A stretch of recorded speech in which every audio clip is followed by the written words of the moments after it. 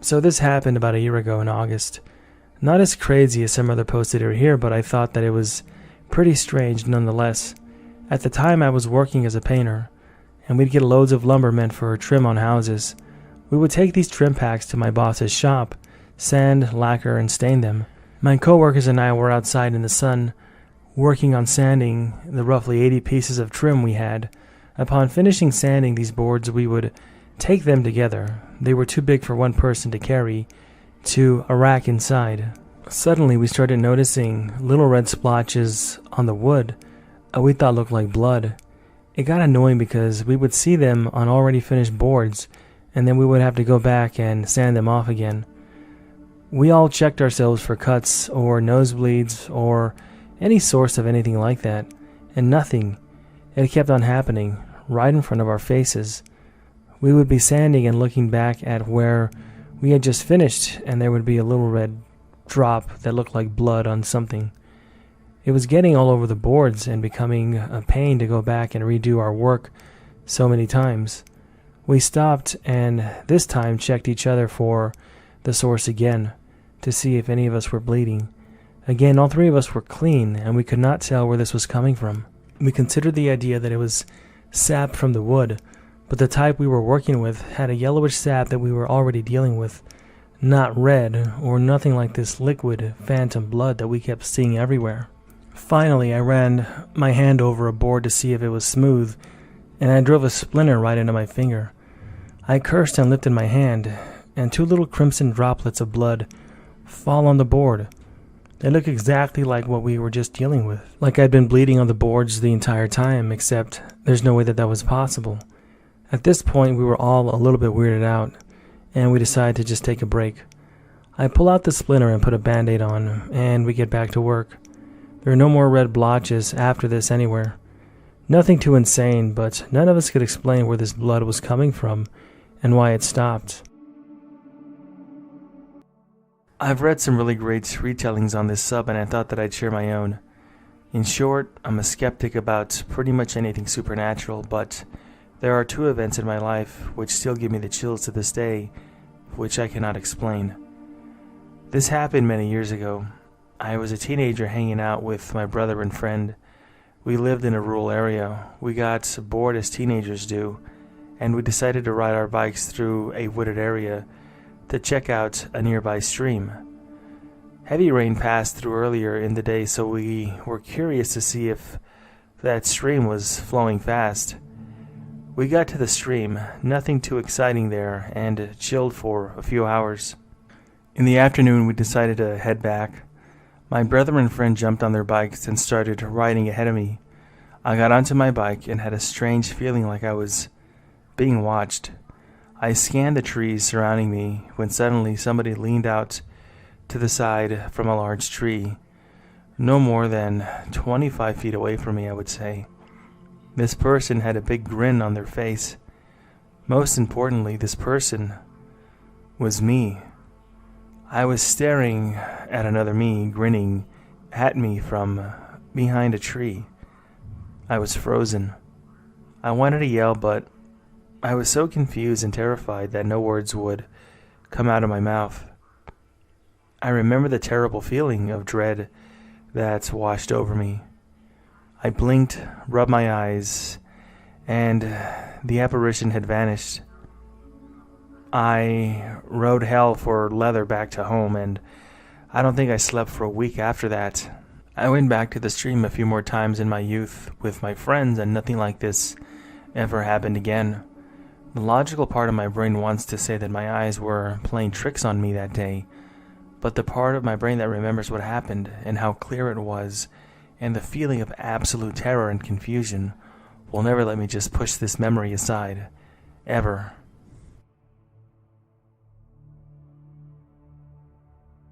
My husband hates it when I smoke in the car. We had been in communication a few times since I left for work, so I knew that he was with my daughter at the store, and we laughed because we knew that we'd be home at the same time. I needed a smoke, and I was approaching the only road home, stuck at a red light. I was keeping a sharp eye on traffic because I didn't want my husband to bust me smoking when my light turned green. As I just mentioned, we were both on our way home, so we'd both be going the same way. At that moment, I saw my husband's truck pull up to the intersection. He needed to make a right turn on our road, whereas I needed to go straight to get on it. I saw him and I saw my daughter. They both waved, so I waved back and silently cursed that I had been caught having a smoke in the car. He waits for me to drive through before turning onto the road behind me. So at that moment, I decided that I was going to start to drive fast. So I was driving fast so that I could go far ahead of him. He was quite a bit behind me, but I could still see his headlights. As I'm this far ahead, I then turned into our complex. And after that, I didn't see him anymore, but I knew that he'd be right behind me. And then I turned into our specific lot to look for a parking space. And there they were, parked, already out and shutting the doors on their way inside. I asked how the heck he managed to get home first. And he looked at me rather strangely and said that he didn't know what I was talking about. My daughter was also confused, and they swore that they never saw me at any time while they were driving home, but I know that was them that I saw. A mother knows her daughter and her husband. I was with my father registering for my driving school somewhere not far from my neighborhood. Anyways, we did the papers and whatever and left back home. At this point, I have to say that I was born and lived my whole life in this particular neighborhood, so each and every street, I know it very, very well, pretty much like the back of my hand. Anyways, we started to drive on this straight line, and in a moment, I looked in front of us, and it made no sense. This street was sending us to a different part of our neighborhood, almost as if the street got mixed up. Again, we drove at a straight line for about 100 meters and got sent to a totally opposite part of the neighborhood, which under normal circumstances, and it was maybe like a kilometer away in the southern part of the area where we live. It made no sense at all, and I was in absolute shock, almost getting dizzy because my brain couldn't accept this anomaly. It was too much, so I say to my dad, trying to calm down, I'm very curious how we got here. And his answer, and I know my father, he is one of the most calm people and skeptics I've ever known. And he said, now this is one of those things only God can explain, because I don't recognize where we're at either. The fact that my father even knew and recognized that the neighborhood was laid out completely different tells me that I wasn't going crazy. Anyways, we just continued it along as if nothing was going on because we were in the car driving, and what else are we going to do? We had this feeling and sensation just to stay in the car, so we did. And we just continued on as if we would eventually get home, and sure enough we did. This indeed was a disturbing event and kind of made me challenge my whole understanding of reality. For people who want to know, as we were driving, it was almost like a blur, like we were in some kind of a dream state, but I know that it was real as my dad also experienced this, and after that sensation of being in a dream went away, we slowly began to recognize the entire area. I wonder if anybody else has had anything similar happen to them.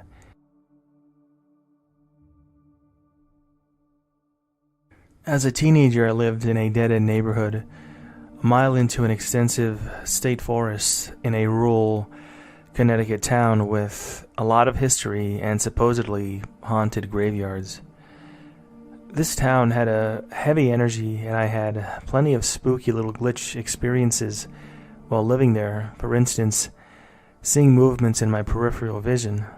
But the one big glitch which I remember so vividly all this time later happened on a cloudy gray November afternoon when I decided to go on one of my many woods adventures. Usually I would do these excursions with neighborhood friends, but this day I was all by myself. I started out from my backyard and I went straight into the woods to explore a section I was less familiar with, As I wandered deeper, the day became grayer and gloomier.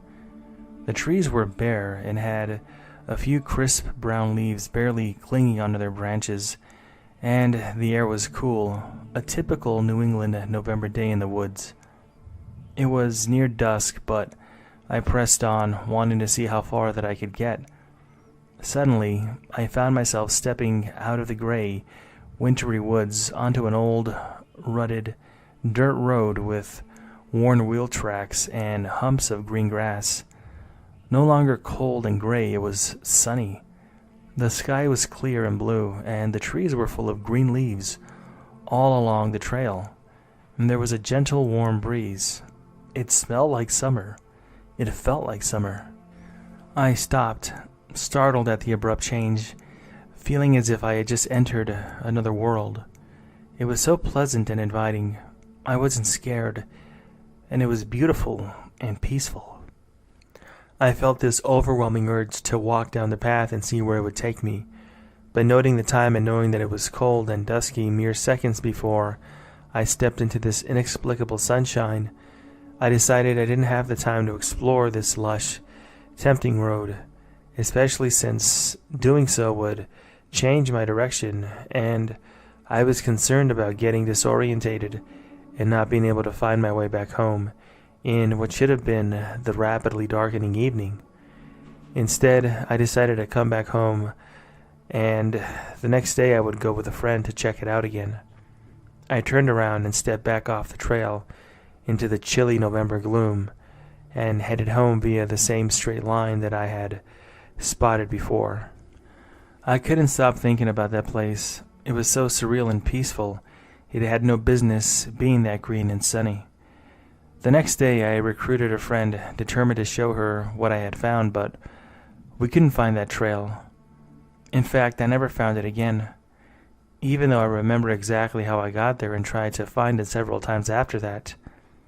I sometimes think back onto that day, all those years ago, and wonder why it was there that time that I went, and only that time, and what would have happened if I decided to walk down that path. This took place in Burlington, Connecticut, and I'm just glad that I didn't end up in the missing 411 thread as a missing persons case.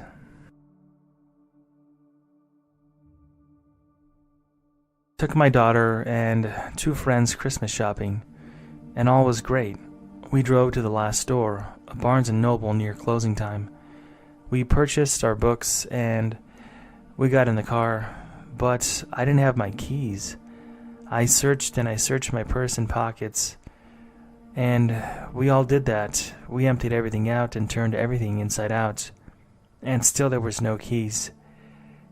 I have to tell you that my keys were on a very large keychain, and it was a stuffed monkey. Anyways, we go back into the store to see if anybody has turned in those keys, but nobody turns up at first. Then they let us in even though it's near closing, and they help us look for our keys again. But we couldn't find them. I give my purse and pockets one more try, inside out again and no keys. I called my husband and he had to give us a ride home, so we went on our way.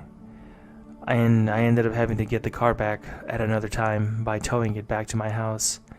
I never found those keys, but I still had that same purse. And lo and behold, 2 years later, just sitting inside of the purse, one day I decided to open it up, as I'd gotten several purses since then and stopped using my old one. But lo and behold, I opened up that purse, and what do you know? The keys that I lost that day in Barnes & Noble are sitting right there in the purse. It's pretty amazing, and I don't know how to explain it.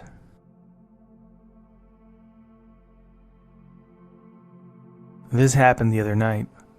I was driving across my city to get something I bought on Craigslist, and I had my phone on speaker giving me directions because it was an unfamiliar area. It was about 7 at night and pitch black, and in the middle of the next command, the assistant did something really odd. The voice got stuck on a syllable and stretched it out for about 10 seconds into a kind of panic moan, almost a croak.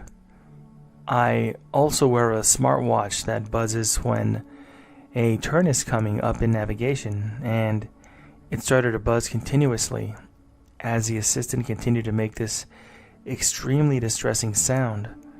I was shaken and pulled off to the side of the road for a moment to look at my phone and see if something was going on with it. It appeared to be functioning normally. I gave myself about 10 minutes to calm down, and then I decided to head back on the road again.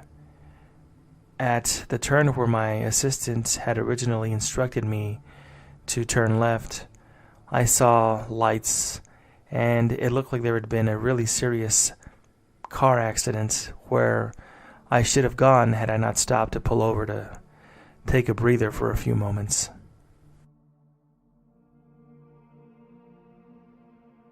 I'm 17 years old, and I remember about a year and a half ago, there was a girl working at a Goodwill that I used to go to maybe twice a week. She only worked there for about a month. At least that's when I stopped seeing her there. Anyways, the odd thing about her is that she was almost an exact doppelganger of me. She had the same shaped face and eyes and head as I did, and had the same awkward and angry attitude that I do. Almost everything about us was the same, even our height and style of clothes. I think we both wore a Nightmare on Elm Street shirts at the same time once, except she was 2 to 3 years older than me and seemed way more depressed and quieter than I was back for that age. I remember thinking something stupid or probably a little bit silly, like maybe she was from an alternate universe or something. Well, here I am, years later, just as depressed and pissed off and quiet as she was. And while my head was shaved back then, I let it all grow back recently. I looked in the mirror today and I saw it was the exact same messy short style that she had on when I saw her years ago. Whether that was me from another dimension or whatever, I guess I'll never really know, but I'll never forget it either.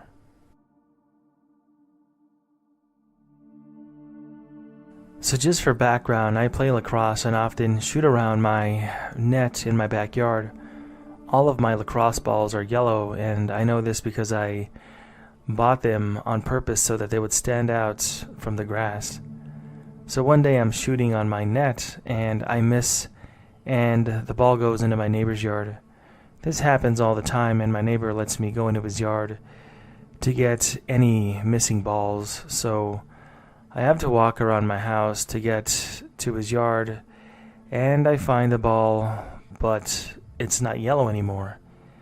It's orange. I'm very confused, but shrug it off and then just return back to my yard. After I get back, I look at my lacrosse balls, and they're all orange and no longer yellow. I don't know how this could have happened because I physically remember going to the store and purposefully and knowingly buying yellow balls. Anyways, this seems like a really small glitch in the Matrix, but it's rather bizarre, and I thought I'd share it here.